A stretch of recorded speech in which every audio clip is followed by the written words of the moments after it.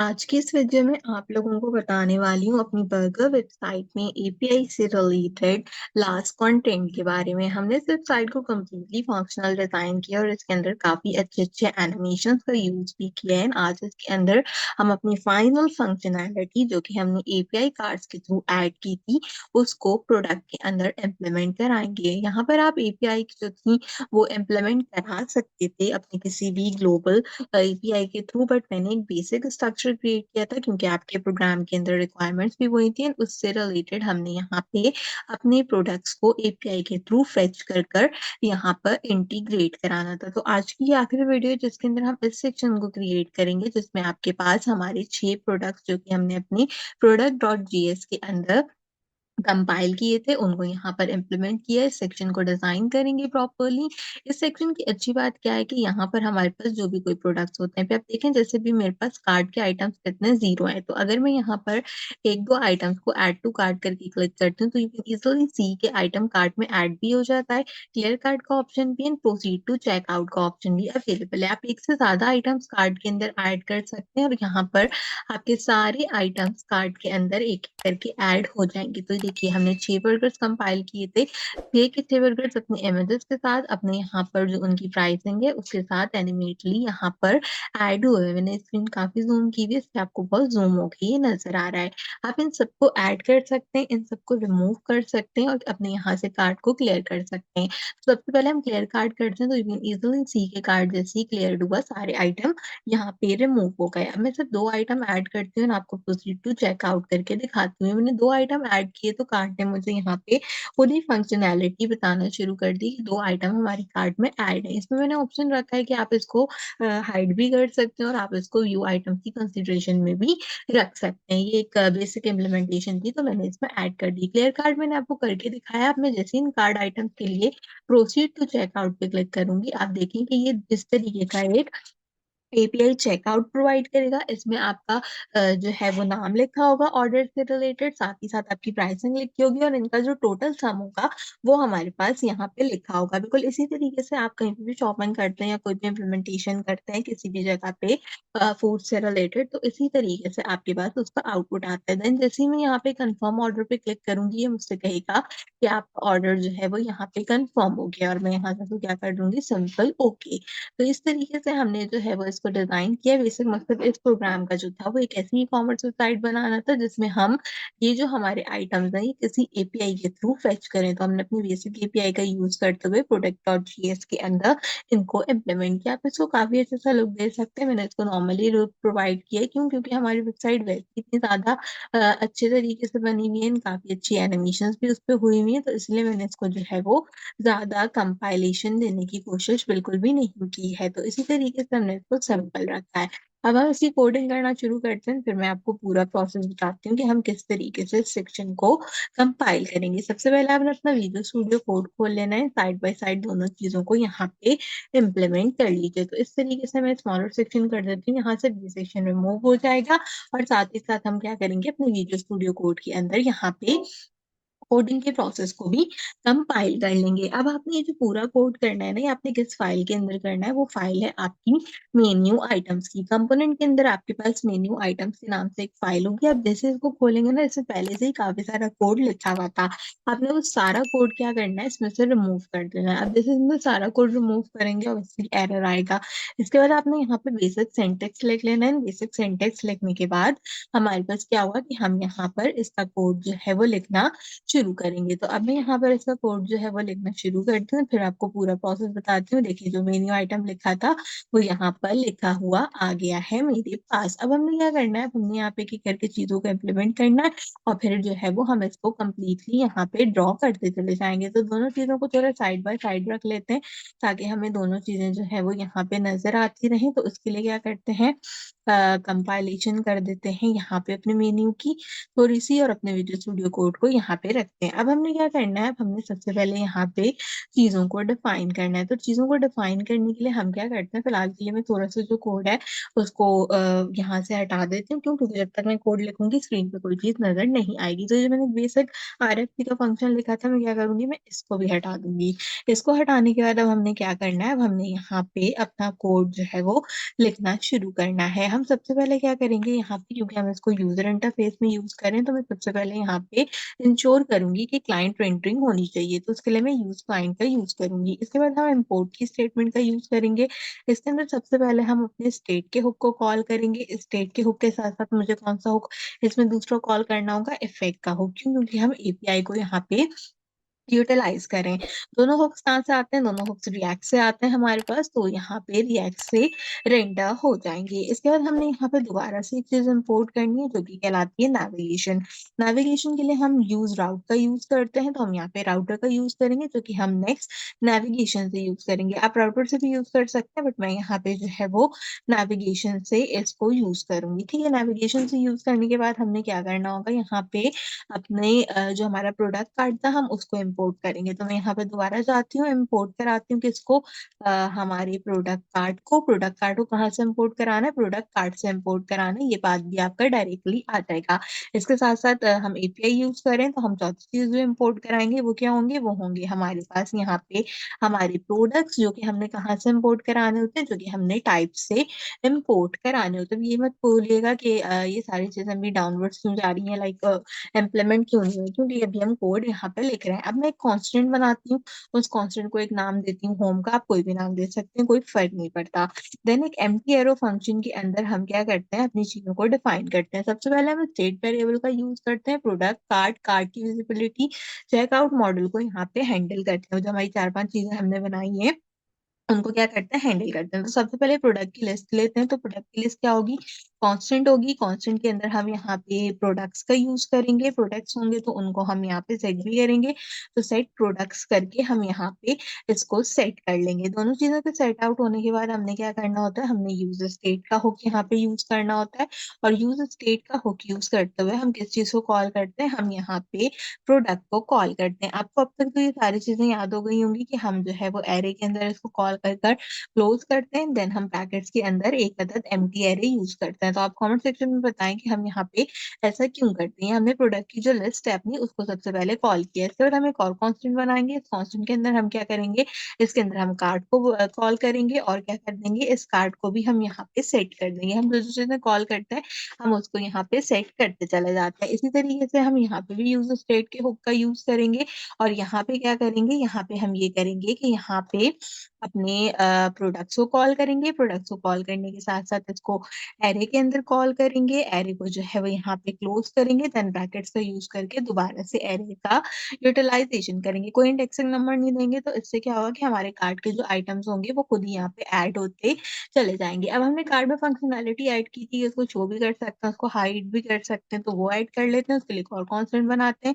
इसको यहाँ पे हम नाम देते हैं शो कार्ड का। शो कार्ड को क्या करते हैं, यहाँ पे सेट कराते हैं, और सेट शो कार्ड के नाम से इसको जो है वो कंसीडर कर लेते हैं। इसके बाद क्या करते हैं, अगेन यूज़र स्टेट का हुक यूज़ करते हैं, और यहाँ पे क्या करते हैं, हाइड और इसको अनहाइड करना है तो फॉल्स एंड ट्रू होनी चाहिए। तो जब स्टेटमेंट फॉल्स होगी तो क्या होगा, हमारा जो कार्ट होगा वो यहाँ पे हाइड हो जाएगा। इसके बाद चेकआउट का मॉडल डिफाइन कर लेते हैं, जिसके लिए कांस्टेंट लेते हैं और यहाँ पे इस चेकआउट की कमांड का यूज़ करते हैं। आप इनको कोई और भी नाम दे सकते हैं, ज़रूरी नहीं है कि जो नाम मैं ही प्रोवाइड आउट कर रही हूँ आपने भी वही सेम नाम जो है वो प्रोवाइड करना है। लेकिन मैं कोशिश करती हूँ कि चीज़ों से मिलते-जुलते नाम प्रोवाइड करूँ, तो इसलिए हमने यहाँ पर चीज़ों से मिलते-जुलते ये नाम प्रोवाइड कर लिए। चेकआउट में भी हमें सेम फील्ड चाहिए, तो यहाँ पे भी हम फॉल्स की स्टेटमेंट का यूज़ करेंगे, और इस तरीके से हमारे चेकआउट मॉडल का जो स्टेट होगा वो भी कंपाइल्ड हो जाएगा। इसके बाद हम एक कांस्टेंट क्रिएट करते हैं, और कांस्टेंट में क्या करते हैं, हमने राउटर को कॉल किया था, तो हम राउटर को कॉल करते हैं, और ये हमने कहाँ से कॉल करना है, ये हमने यूज़ राउटर की नेविगेशन से कॉल करना है। तो इसको हमने यहाँ पे कॉल कर लिया। आखिर में ब्रैकेट ज़रूर लगाइएगा, अदरवाइज़ जो है वो क्या होगा, आपके पास एरर जनरेट होगा। तो यहाँ तक क्या है, यहाँ तक हमारी सारी नॉर्मल जो इम्प्लीमेंटेशन है वो क्रिएट आउट हो गई और हमारा प्रोग्राम भी अभी परफेक्ट है। अब हमने क्या करना है, अब हमने जो है वो यहाँ पे प्रोडक्ट की एपीआई को फेच करना है और अपने कार्ड के अंदर लोकल स्टोरेज को ऐड करते हुए सिंक का फंक्शन जो है वो यूटिलाइज करना है। तो उसके लिए हम क्या करेंगे, उसके लिए हम सिंपल काम करेंगे, हम यहाँ पे यूज इफेक्ट के हुक का यूज करेंगे। बेसिकली जो आपका माइलस्टोन 3 है ना, वो यहाँ पे रिएक्ट के हुक्स के ऊपर बेस करता है कि आप रिएक्ट के हुक्स के ऊपर क्या काम करते हैं, वो चीज जो है वो आपको यहाँ पे इम्प्लीमेंट करानी है। तो जब आपको पता है हम हुक्स पे काम करते हैं तो हम एसिंक फंक्शन का यूज करते हैं, तो हम यहाँ पे एसिंक फंक्शंस का यूज करते हैं। एसिंक फंक्शंस का यूज करते हुए हम एक सिंपल काम क्या करेंगे, एसिंक फंक्शन का यूज करते हुए हम एक सिंपल काम ये करेंगे कि हम जो है वो यहाँ पे फेच करा लेंगे अपने प्रोडक्ट्स को, क्योंकि हमने जो एपीआई में प्रोडक्ट्स दिए हैं वो हमने एपीआई में प्रोडक्ट्स अकॉर्डिंगली दिए ना, तो उसको हम सिंपल यहाँ पे इस तरीके से फेच करते हैं। तो मुझे लगता है मैंने कहीं पे एक गड़बड़ की है, जिसकी वजह से जो है वो चीजें चाहे थोड़ी सी जो है वो मिसप्लेस हो रही हैं, तो उनको एक बार जो है वो हम कैच कर लेते हैं। फंक्शन के साथ हमने यहाँ पे अपने प्रोडक्ट्स को क्या किया, फेच करा लिया। अब जो प्रोडक्ट मैंने फेच कराया इसके लिए हमें एपीआई रिक्वेस्ट जनरेट करनी होगी, तो उस एपीआई रिक्वेस्ट को जनरेट करते हैं जिसके लिए हम एक कांस्टेंट का यूज करेंगे। यहाँ पे मैं जो हूँ वो एक अदद रिस्पॉन्स कॉल करूंगी और रिस्पॉन्स कॉल करते हुए क्या करूंगी कि एपीआई के लिए अवेट का फंक्शन यूज करो, साथ में फेच यूज करो, एंड देन आपने यहाँ पे ब्रैकेट के अंदर बताना होता है कि आप एपीआई कहाँ से यूज करोगे। तो मैं बैकस्लैश एपीआई सेश प्रोडक्ट से जो है वो इसकी एपीआई को यूज करूंगी। अच्छा, अब हमने ये क्यों यूज की है, मैंने इसलिए यूज की क्योंकि मैंने लोकल होस्ट के अंदर अपने जो मेरी एपीआई है यहाँ पे जो दी है वो खुद ही क्रिएट करके दी है। मैंने किसी प्लेटफॉर्म से एपीआई उठाई नहीं है, मैंने खुद अपनी एपीआई बनाई है और उसी को यहाँ पे यूज किया। क्योंकि अगर किसी प्रोडक्ट किसी भी प्लेटफॉर्म के लिए प्रोडक्ट से एक प्रोडक्ट की एपीआई उठाती हूँ, चाहे मैं गिट से ही क्यों ना उठाऊं, तो हमारी सेफ्टी का जो यहाँ पे मसला होता है वो हमेशा जनरेट होता है। तो इसलिए उस चीज से बचने के लिए हमने क्या किया, हमने यहाँ पर अपनी एपीआई जो है वो खुद ही क्रिएट की और उसको जो है वो यहाँ पे हम खुद ही रिक्वेस्ट करा रहे हैं अपने प्रोडक्ट.जेएस के थ्रू। तो इससे क्या होता है कि फायदा होता है, आपके जो डेटाज होते हैं वो यहाँ पे सिक्योर रहते हैं। इसके बाद आप डेटा को जो है वो हम यहाँ पे अवेट करा लेते हैं, तो कॉन्स्टेंट डेटा रहेगा, डेटा मेरे पास अवेट में रहेगा, इसका रिस्पॉन्स जो रहेगा वो मेरे पास जो है वो जेसन की कैटेगरी में रहेगा, क्योंकि मैंने खुद बनाई है इसलिए चीजें जो है वो इम्प्लीमेंट करानी होंगी। रिस्पॉन्स को जेसन फॉर्मेट के अंदर ही क्या करेगा, एपीआई के ये वाली लाइन कन्वर्ट करेगी। अब हमारे जो भी प्रोडक्ट्स हैं उनकी स्टेट भी हमें अपडेट करनी है, तो उसके लिए हम यहाँ पे सेट प्रोडक्ट्स को कॉल करेंगे और साथ ही साथ क्या करेंगे कि उसमें जो भी कोई डेटा होगा उसे कॉल करते हुए यहाँ पे फेच कर लेंगे। तो इस तरीके से हमारे पास यहाँ पे सारी चीजें कंपाइल हो जाएंगी। अच्छा, आखिर में जो मैंने फेच प्रोडक्ट्स को कॉल किया हुआ है इसको भी मैं कॉल कर लेती हूँ, क्योंकि आपको पता है जब भी कोई फंक्शन बनाते हैं उस फंक्शन को लास्ट में क्लोज जरूर करना चाहिए। तो यहाँ तक क्या है कि हमारा पूरा प्रोसेस कंपाइल्ड हो गया है। एक बार देखते हैं कि कोई किसी तरीके का एरर तो जनरेट नहीं हो रहा है। तो ठीक है, एरर अभी आ रहा है, क्यों, क्योंकि अभी मैंने रिटर्न की कमांड नहीं लिखी हुई, बाकी चीजें नहीं लिखी हुई। तो ये कह रहा है कि एलिमेंट टाइप अभी क्या है, इनवैलिड है। तो कोई प्रॉब्लम की बात नहीं है, कोड हमने बिल्कुल अभी यहाँ तक परफेक्ट लिखा है। अब क्या करना है कि अब हमने क्योंकि देखिए एपीआई खुद क्रिएट की है, तो इसका मतलब कि लोकल स्टोरेज का कार्ड हमने खुद ही बनाना होगा।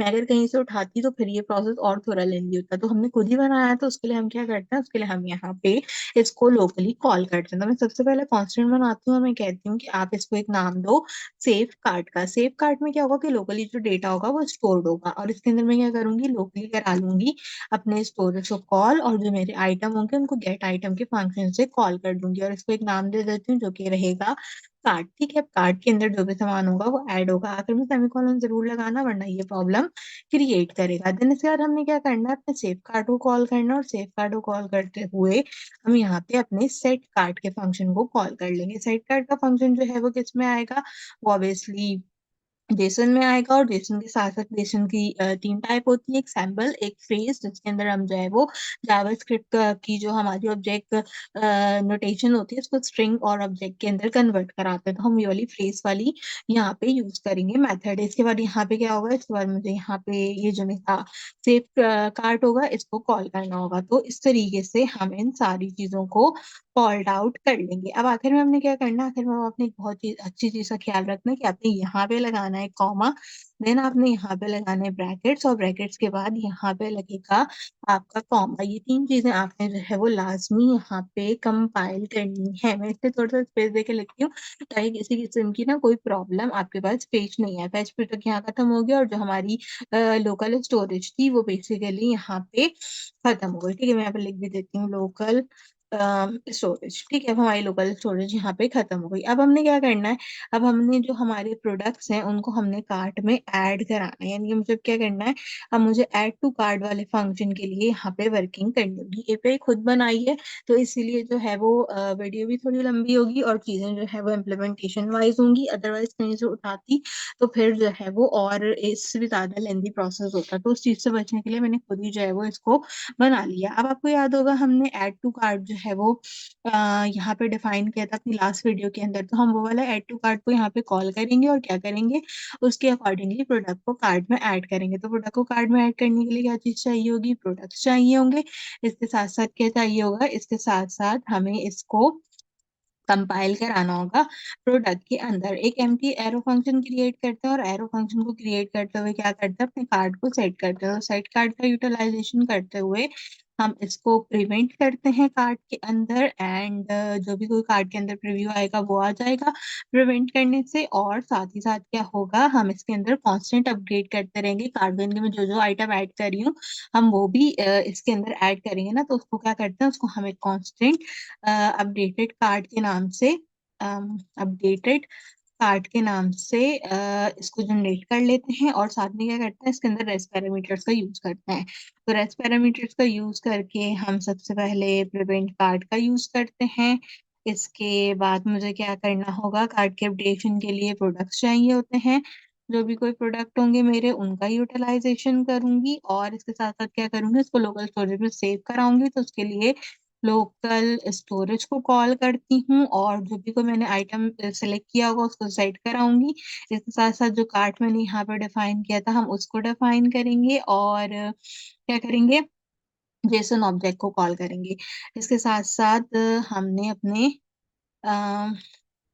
जेसन ऑब्जेक्ट को कॉल करना है और यहाँ पे इसका जो स्ट्रिंगिफाई का मेथड होता है हम उसको यूज करेंगे और उसके थ्रू क्या करेंगे, उसके कार्ड को अपडेट कर लेंगे। अब ये सारी चीजें उनको समझ में आएंगी जिन्होंने पेड क्लासेस कंपाइल की है। अगर आपने पेड क्लास कंपाइल नहीं की तो कोशिश कीजिएगा अगले क्वार्टर में पेड क्लासेस कंपाइल करें। इसके बाद हम अपनी वैल्यूज को रिटर्न कराएंगे और अपने कार्ड को क्या करेंगे, अपडेट करा देंगे। मेरे ख्याल है मैंने अपडेटेड कार्ड में जो है वो 2 दफा ए लिख दिया, आपने आप एक दफा लिखिएगा। मैं जरा एक बार फाइन कर लूं, जरा कंट्रोल एफ करके। 2 दफा ए लिख दिया आपने, एक दफा लिखना है, ठीक हो गया। ठीक है, तो यहाँ तक क्या हुआ कि हमारा कार्ड जो था वो कंपाइल्ड हो गया। इसके बाद आपने इस प्रोग्राम को लाजमी क्लोज करना है। अब हमने क्या करना होगा, अब हमने अपने कार्ड की को जो है वो टॉगल कराना होगा। तो हम अपने कार्ड को टॉगल भी करा लेते हैं क्योंकि भी सारी चीजें वर्किंग कर रही है ना। मैंने यहाँ से जो है वो हटा दिया है मॉडल, वरना जो है वो मॉडल आ रहा होता डिस्प्ले में, मैं आपको भी दिखा देती।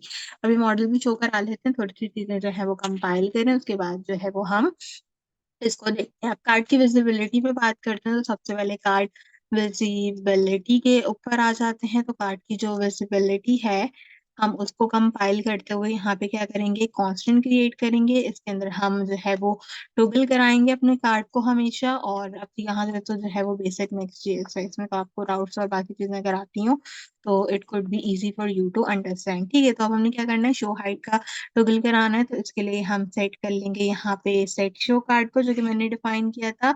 और इसके बाद में सिंपल इसका जो है वो प्रीव्यू कंसीडर कराऊंगी और प्रीव्यू कंसीडर कराने के बाद मैं एरो फंक्शन यूज करते हुए इसको यहाँ पे रिव्यू करा लूंगी पैरामीटर से। उसका पैरामीटर क्या रख दूंगी, बूलियन, क्योंकि मैंने इसको फॉल्स और ट्रू की कंडीशन नहीं थी। तो मैंने कौन सी कंडीशन दी थी, मैंने इसको कंडीशन दी थी यहाँ पे फॉल्स की। तो यहाँ पे क्या होगा कि मेरी कार्ड विजिबिलिटी हो जाएगी। इसी तरीके से जो है वो हम चेकआउट मॉडल को भी कंसीडर कर लेंगे। उसके लिए हम क्या करेंगे, एक और कॉन्स्टेंट बनाएंगे। इसको हम जो है वो गो टू चेकआउट का ऑप्शन देते हैं क्योंकि हमने अपने उसमें प्रोडक्ट्स वाले ऑप्शन में इसको जो है वो इस तरीके से डिफाइन किया था, तो हम यहाँ पे इसको जो है वो गो टू चेकआउट के अकॉर्डिंगली इस मॉडल को डिफाइन कर देते हैं। इसको भी एम्प्टी मॉडल के थ्रू ही कॉल करेंगे। यहाँ पे क्या करेंगे, सेट कार्ड को कॉल करेंगे और सेट कार्ड को सेट जो है वो सेट इज चेकआउट नाम रखा था मैंने इसका, सेट इज चेकआउट, इसको कॉल करेंगे और इसकी वैल्यू हमने वहां फॉल्स दी है, तो बाय डिफॉल्ट इसकी वैल्यू हम क्या कर देंगे, ट्रू कर देंगे। तो इससे क्या होगा, कल की चेकआउट का जो मॉडल होगा वो मेरे पास यहाँ पे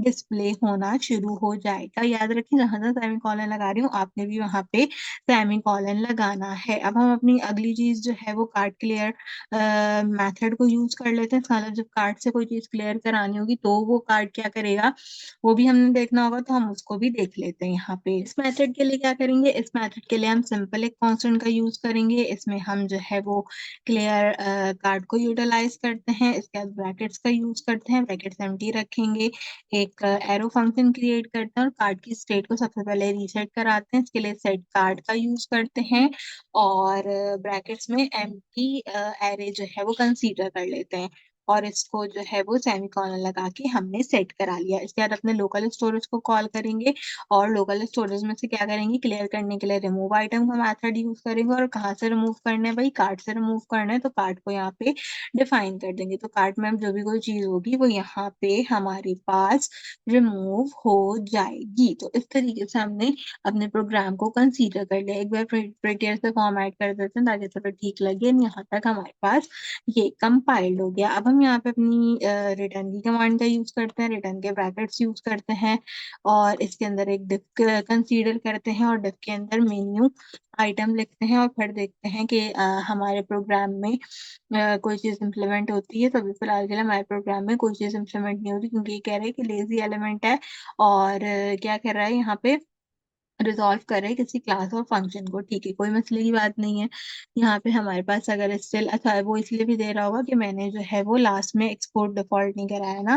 लास्ट में आपको पता है कि हमें हमेशा एक्सपोर्ट डिफॉल्ट होम भी कराना होता है। एक बार मैं यहाँ पे एक्सपोर्ट डिफॉल्ट होम करा लेती हूँ, आई गेस फिर जो है वो इनपुट देने लग जाए। तो एक बार जो है वो ये करा के देखते हैं कि हमारे पास लोड होकर आ रही है। तो जी हाँ, बिल्कुल लोड होकर आ जाएगी और अब मेन्यू आइटम लिखा हुआ आना चाहिए यहाँ पे कहीं मेरे पास।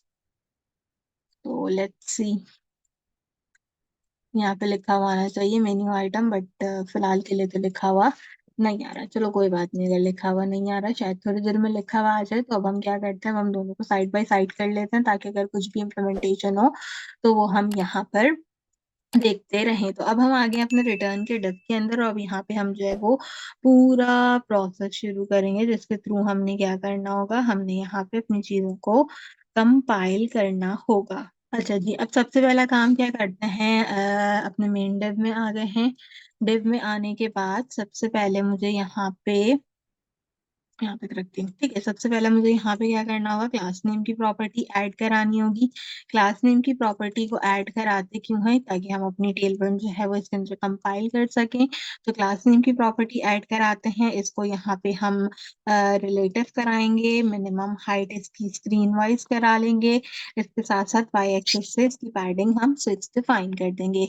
इसके बाद इसके अंदर एक और डिव क्रिएट करेंगे और उस डिव में क्या करेंगे, अपने बैकग्राउंड इमेज को रखेंगे। तो उस डिव के अंदर बैकग्राउंड इमेज रखने के लिए सबसे पहला काम क्या करना होगा, सबसे पहला काम ये करना होगा कि इसके अंदर क्लास नेम का यूज करेंगे और इसकी पोजीशन कराएंगे एब्सोल्यूट और इसके साथ साथ हम इसका इंसेट हमेशा 0 कराते हैं। बीजी क्योंकि मुझे बैकग्राउंड में रखना है तो कवर रखेंगे, जैसे हमने ये वाला रखा है ना बैकग्राउंड में, इसी तरीके से इसमें भी जो है वो हम इम्प्लीमेंट करने की कोशिश करेंगे। तो इसका बीजी जो है वो हमने कवर रखा है। इसके बाद बीजी हम जो है वो सेंटर रखेंगे ताकि सेंटर में रहे। इसकी ओपेसिटी जो है वो 10 रख लेते हैं। साथ में इसको एनिमेट करा देते हैं और एनिमेट बैकग्राउंड का ऑप्शन होना चाहिए। एनिमेट बाउंस का ऑप्शन आ रहा है, एनिमेट मैंने लिखी तो स्पेलिंग सही है, एनिमेट बैकग्राउंड कर देते हैं ताकि अगर आ रहा हो तो वेल एंड गुड। ठीक है, इसके बाद हमने क्या करना है, इसके बाद हमने सिंपल स्टाइल की कमांड का यूज करना है, और स्टाइल की कमांड को यूज करते हुए हम क्या करते हैं, इसके अंदर अपने बैकग्राउंड इमेज को जो है वो कॉल कर लेंगे। जो मेरा बैकग्राउंड का इमेज होगा उसको कॉल करने के लिए आप जो है वो कोई भी मेथड यूज कर सकते हैं। मैं सिंपल यूआरएल यूज करूंगी, और यूआरएल आपने क्या करना होता है, हमेशा ब्रैकेट में प्रोवाइड करना होता है। जब ब्रैकेट में यूआरएल प्रोवाइड करेंगे तो उसके लिए आपके पास क्या होना चाहिए, कोई भी बैकग्राउंड इमेज होना चाहिए। तो ये बैकग्राउंड इमेज लगा हुआ था, मैंने अगेन इसको कॉपी कर लिया। कॉपी करने के बाद सिंपल मैंने इसको यहाँ पे पेस्ट कर दिया। फिर एक बार रिफ्रेश करके देखते हैं, बैकग्राउंड का इमेज लगा हुआ था। फिलहाल के लिए कुछ नहीं है, चलिए कोई मतलब की बात जो है वो एज सच नहीं है, अगर नहीं आ रहा तो। हमने यहाँ तक क्या किया, हमने यहाँ तक इसकी कंपाइलेशन कर ली। फिर कैसे एक बार इसको फॉर्मेट भी कर लेते हैं, ताकि किसी किस्म का कोई जो है वो हमें प्रॉब्लम क्रिएट नहीं है। इसके बाद क्या हुआ कि ये वाला डिव जो है वो मेरा क्लोज हो जाएगा। तो मैं यहाँ पे ना एक बार एंड लिख देती हूँ कमेंट करके, ताकि मुझे पता रहे कि असल में ना मुझे एक प्रॉब्लम हो रही है। मैं एक बार डिव क्रिएट करती हूँ। हमने डिव सही क्रिएट किया हुआ है, कोई इशू नहीं है। मैंने एक डिव क्रिएट किया मेन, और इसके अंदर क्या किया है, मैंने ये पूरा क्लास नेम कंट्रोल एक्स करके पेस्ट किया।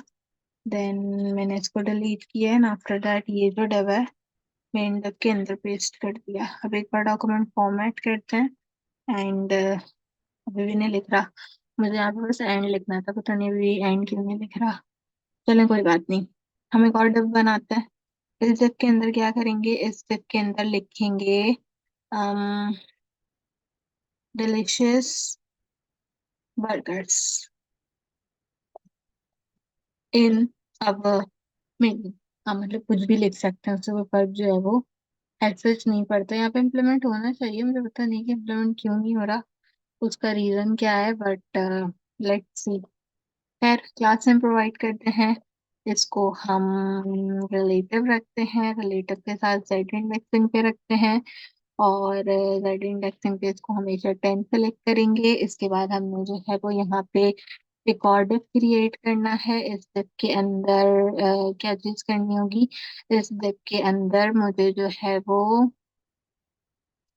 दूसरी चीजें साइन करनी होगी। अच्छा, ऐसा करते हैं कि डिलीशियस बर्गर अब मेन्यू का टाइटल ना ऊपर दे लेते हैं H1 करके। पहले इस डिव को क्रिएट करते हैं, इस डिव के अंदर क्लास नेम को यूटिलाइज करते हैं, इसकी मैक्सिमम विड्थ देते हैं हम 6 एक्सेल, MX हम इसका देते हैं यहाँ पे ऑटो। इसके बाद जो मेरा टेक्स्ट है उसको हम करा लेते हैं सेंटर, ताकि वो एटलीस्ट सेंटर में डिस्प्ले हो गया है, और मार्जिन से बहुत हम 8 दे देते हैं। इसके बाद क्या करते हैं, पहले एक H1 क्रिएट करते हैं, और इस H1 के अंदर जो है वो हम ये वाली जो हेडिंग थी ना, ये हेडिंग इस H1 के अंदर रख देते हैं, ताकि यहाँ पे थोड़ी सी डिटेल्स हो जाए। फिर क्लास नेम को ऐड करते हैं, क्लास नेम को ऐड करते हुए टेक्स्ट का साइज कर देंगे हम 4 एक्सेल, पाउंड का साइज कर देंगे हम यहाँ पे बोल्ड, और इसके बाद जो मेरा टेक्स्ट है उसको मैं यहाँ पे कर दूंगी ऑलमोस्ट वाइट कलर का। देन हम यहाँ पे बॉटम से मार्जिन कर देंगे 4, ताकि एटलीस्ट ये हमें नजर आए। पता नहीं क्यों, मेरे ख्याल शायद इंटरनेट बहुत स्लो चल रहा है, इसलिए यहाँ पे ये कंपाइल्ड होके नहीं आ रहा। इसको यहाँ पे डिस्प्ले होके आना चाहिए। आई थिंक पीछे वीडियो अपलोड हो रही है ना, इसलिए भी ये शायद प्रॉब्लम क्रिएट कर रहा है।